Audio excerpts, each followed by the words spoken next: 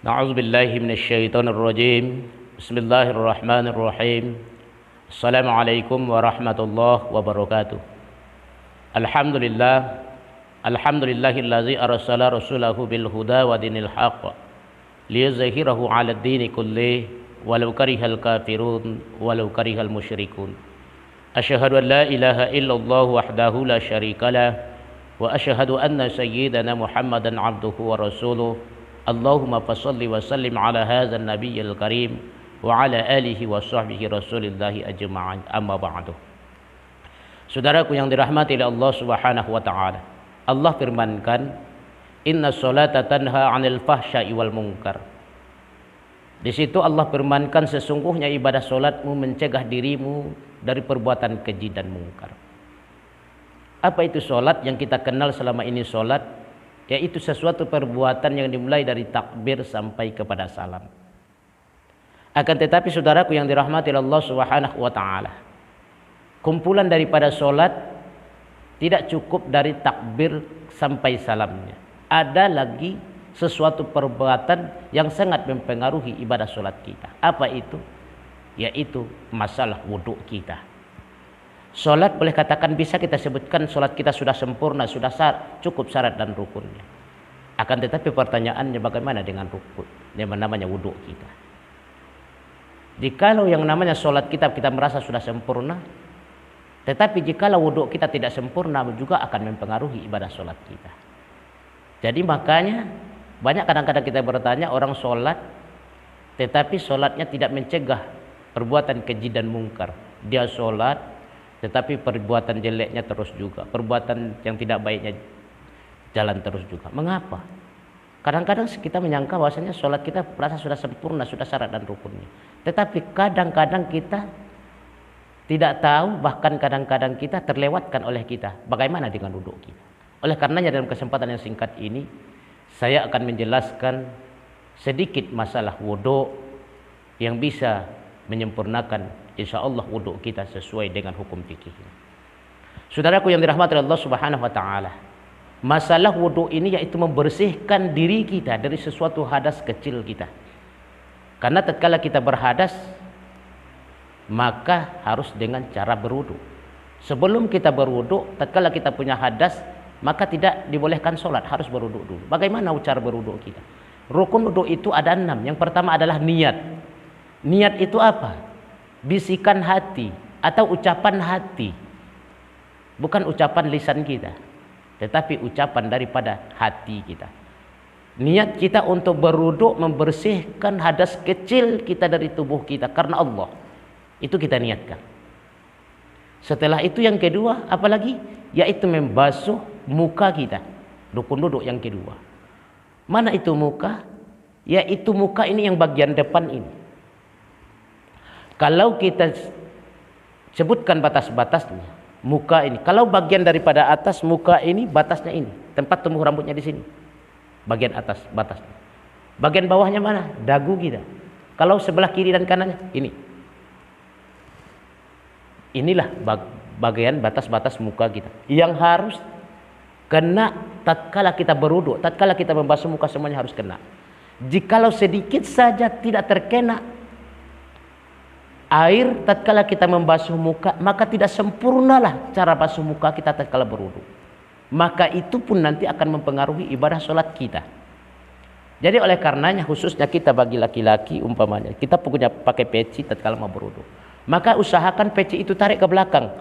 Atau boleh jadi peci itu lepaskan dulu, baru laksanakan wudunya. Karena kita takut, jikalau kita pakai peci seperti ini lalu kita berwudu, maka tidak akan terkena di sini. Maka jika kita mau berwudu membasuh muka, kalau bisa lepaskan peci. Oh mungkin kita takut peci kita kotor, maka peci itu tarik ke belakang seperti ini.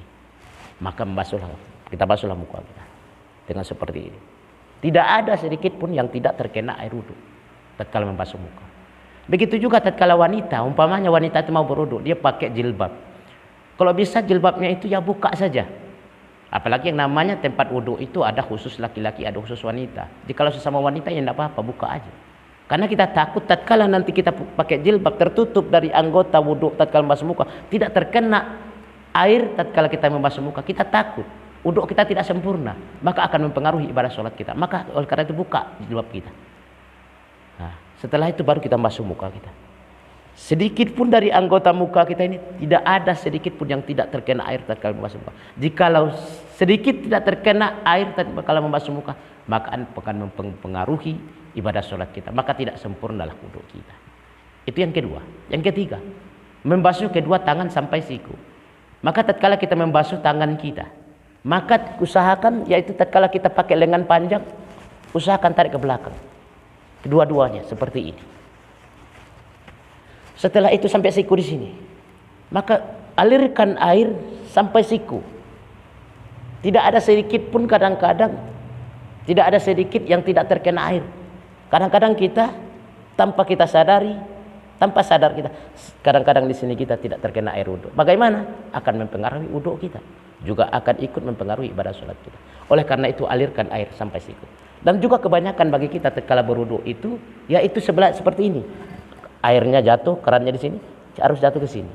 Tetapi anjuran sesuai dengan anjuran fikihnya, yaitu membasuh tangan sampai siku, bukan membasuh tangan dari siku sampai jari-jari, tidak. Itu harus kita ikuti. Seterusnya yang dirahmati, saudaraku yang dirahmati oleh Allah Subhanahu wa taala. Apalagi mengusap sebahagian kepala. Mana itu kepala? Yaitu tempat tumbuhnya rambut. Ini semua tempat tumbuhnya rambut, itu kepala. Tempat tumbuhnya rambut yang ada di bagian atas ini semua kepala. Mengusap sebagian kepala, boleh sebelah kanan, boleh. Boleh sebelah belakang, boleh. Boleh sebelah kiri, boleh. Tetapi dianjurkan kita mengusap sebagian kepala yang paling depan. Karena ini sesuai tuntunan. Oleh karenanya, kadang-kadang banyak bagi wanita itu bertanya-tanya. Ustaz, saya punya rambut panjang.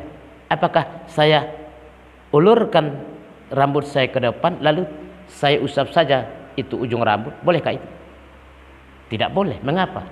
Itu adalah karena tidak ada anjuran mengusap sebagian rambut, tetapi mengusap sebagian kepala. Mana itu kepala?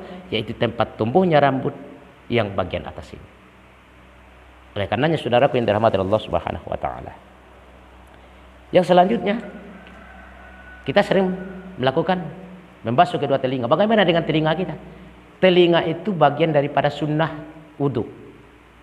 Tidak wajib atau tidak rukun. Jadi bagaimana? Boleh kita laksanakan, boleh tidak. Tetapi sebagusnya kita laksanakan karena sunnah. Yang namanya sunnah dikerjakan berpahala, ditinggalkan tidak apa-apa.